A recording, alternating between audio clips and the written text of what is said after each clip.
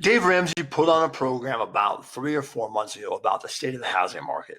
He came back and updated it on his radio program and his live stream about a month ago. I had a chance to watch that video and I really left scratching my head. And I wanted to break it down with you guys and see what you thought, give you a chance to sound off in the comments, because there are some things in here that I certainly do agree with, but there's some stuff in here that I'll get your opinion.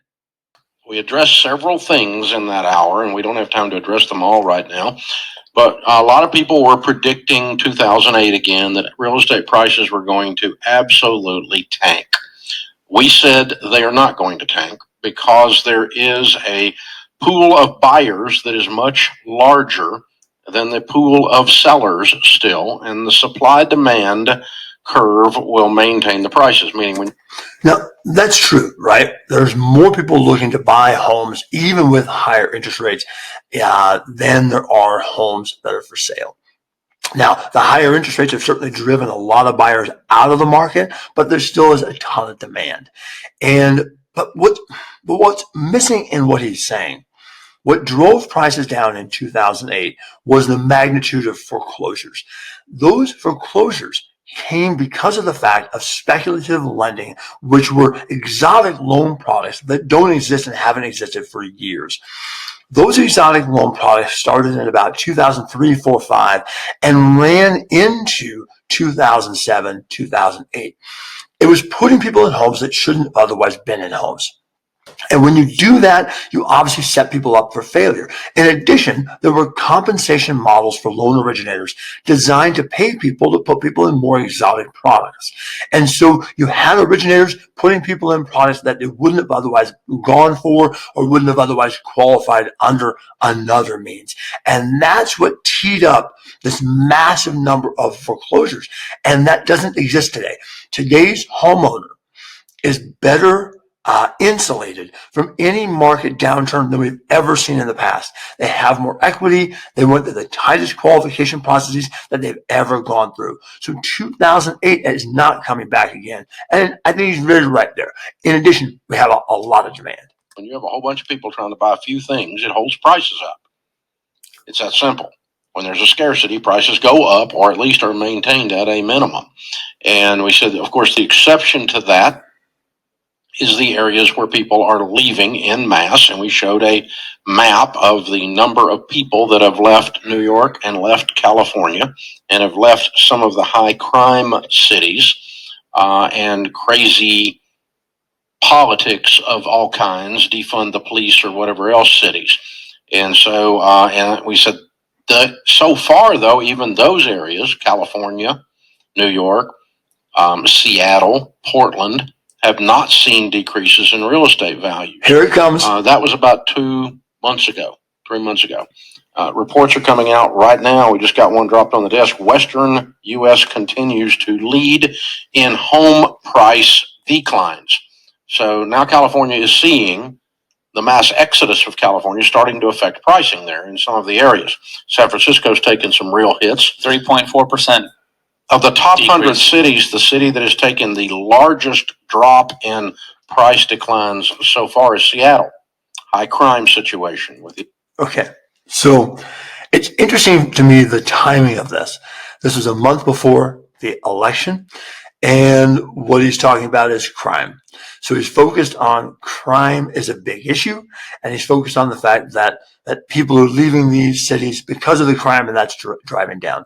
So let's take a look at that. So I went out and said, where are cities people are leaving? Certainly San Francisco. People are leaving San Francisco. It is one of the most expensive states in the country, and people can work remotely, and high tech is scaling down the number of positions, and there's a lot of tech companies there. Los Angeles, again, one of the most expensive cities in the country. New York, same thing. Now we look at the top 10. Washington, D.C., Boston, Chicago, Detroit, Denver, Seattle, and Philadelphia.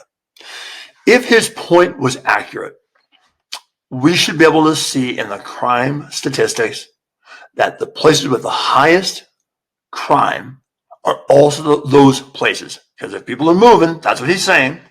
So let's go over and look at the most dangerous cities in the United States. Stockton, California. Kansas City, Missouri. St. Louis, Missouri. What is it about you, Missouri folks? Milwaukee, Wisconsin. Detroit, Michigan. Cleveland, Ohio. Baltimore, Maryland. Birmingham, Alabama. Memphis, Tennessee. And Little Rock, Arkansas. Were those on the list? I'm thinking maybe what his point is, maybe it's more political than factual. But let's continue. The anarchists taking down the entire downtown area, and it made it impossible to function economically in that beautiful downtown area of Seattle. It's a gorgeous city, or it was. And still is. The lack of law and order always screws up economics. When you can't operate because people steal all your stuff or burn it, it's very difficult to run a business. It's kind of basic, common sense stuff. And so these areas are getting hammered. Their home appreciation values dropping like crazy. Meantime, Louisville, Birmingham, southern cities in Texas, southeast are going up in value. Weren't those the cities I just pointed out that had the crime? During the time some of you predicted that Dave Ramsey, this isn't going to age well, it's going to be 2008 again, the entire thing's going to crash. I kept telling you, no, here's the numbers, it's not going to crash. And so we're here to tell you the numbers are coming out, and we told you so. Yeah, this is real data. And we used data last time too.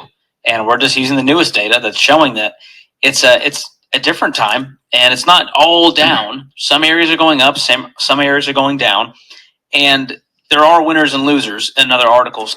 Do you suppose Pods Moving and Storage is one of their sponsors? Sort of like maybe there's a political sponsor?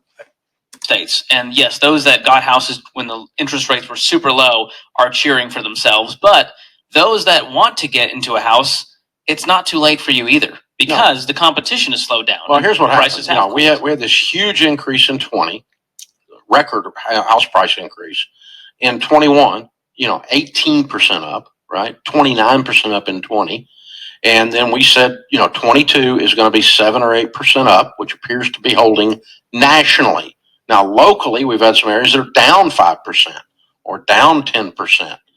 We've got other areas that are up 5%, but it seems to be that we're going to be in the 5 to 7% by year end. That prediction was made by other people, but the data that we had seemed to support it, and we went with that, and it looks like that's going to be about true. In 2023, we said is going to return to normal price increases in homes of 2 to 5%, and the data is still indicating that that's what's going to happen. This just dropped on my desk, the facts.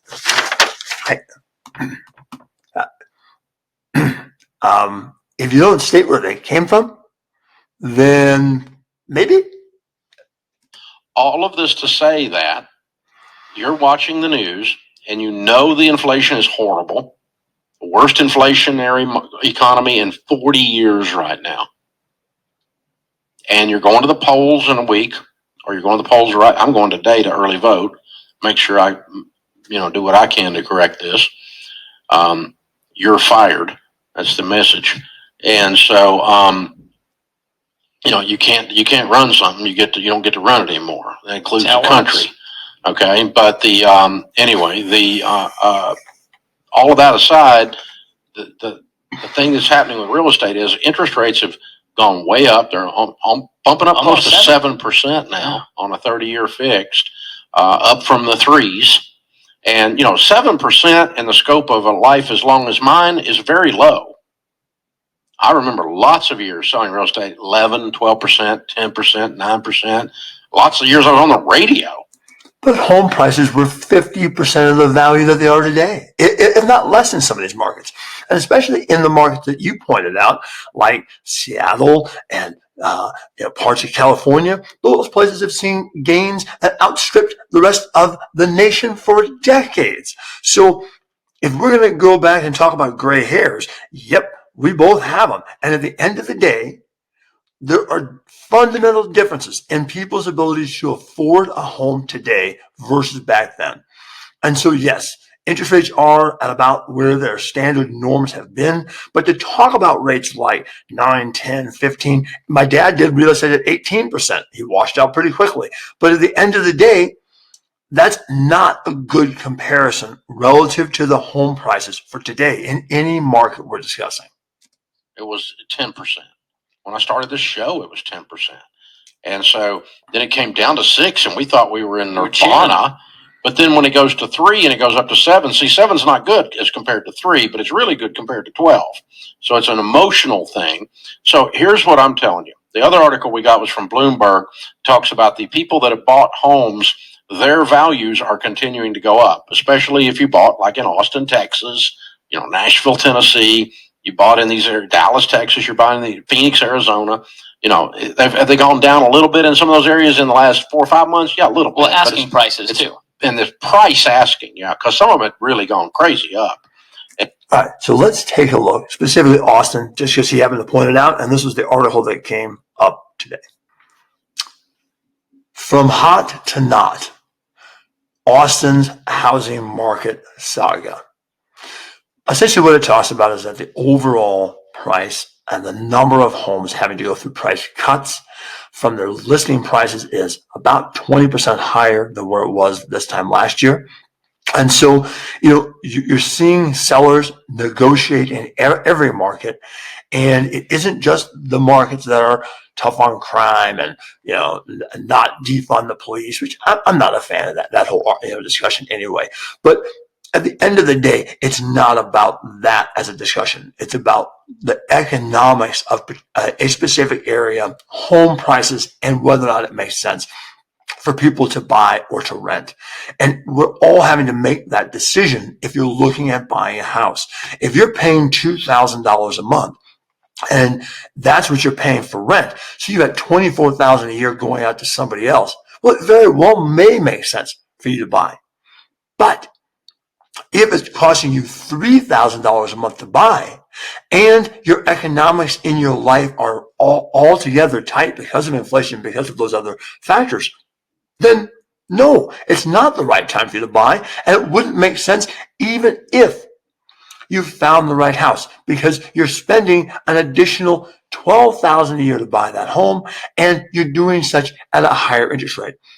So if you anticipate prices are going to come down and rates are already starting to come down, then it's better to sit and look and say, how can I plan my purchase? How can I ensure my credit's where it needs to be, my down payment's where it needs to be? Do I qualify for the loan program which I want to help me get into the house? Those are the kinds of variables that if you're on the fence and prices are outstripping you or rates make that undoable, now's the time to be working on those factors. It's not the time to be jumping into a house just because you can. So it's settling, but it's not diving, it's not crashing. And what's happening is these people that bought are going to become inordinately more wealthy over the next 3 years than people who rented. Bottom line, that's because rents are also going through the roof. And so rents are sucking the disposable income out of the renter's budget, where when you buy, because guess what happens to rents? Every year they go up just about. Almost every single year rents go up. When you buy a house at 6% or 7%, it doesn't go up. You're locking in one of your largest expenses, and the value of the property is going up because it's not crashing. Unless you're in one of those areas we mentioned, right? It's not crashing. Overall, we don't have a 2008 situation, and you're going to become wealth inequality based on home ownership is going to be more and more of a thing. And so I'm not ever sure it wasn't a thing. Wealth inequality has always favored homeowners and has forever. Well, all that is to say is, if you haven't bought a house and you're thinking about buying a house and you're sitting on the sidelines waiting on interest rates to come down, they're not going to come down any minute. And waiting on house prices to come down, they're not going to come down. They're going to go up. You need to go buy a freaking house right now. It's a great time to buy a house because there's not a line of people around the block trying to buy that house right this second. You're not going to steal it. And if you're getting ready to sell a house, you need to have the expectation it's going to take you 90 days to sell a house right now. Like it has most of the time in the history of real estate. Most of the time in the history of real estate, that's how it's gone. And so you need to have a 90-day expectation on selling and negotiating on your price. That's normal. And if you're thinking about buying, you ought to go buy right now. And like we said, a real estate reality check, you can always refi later when the rates come back down. Yeah. If they come back down to 3, and they might, sure hope they do, that'd be wonderful, then refinance and get rid of that higher mortgage, but you locked in the price of the house. Some parting comments. Let's not blend politics and whether or not owning a home makes the most sense.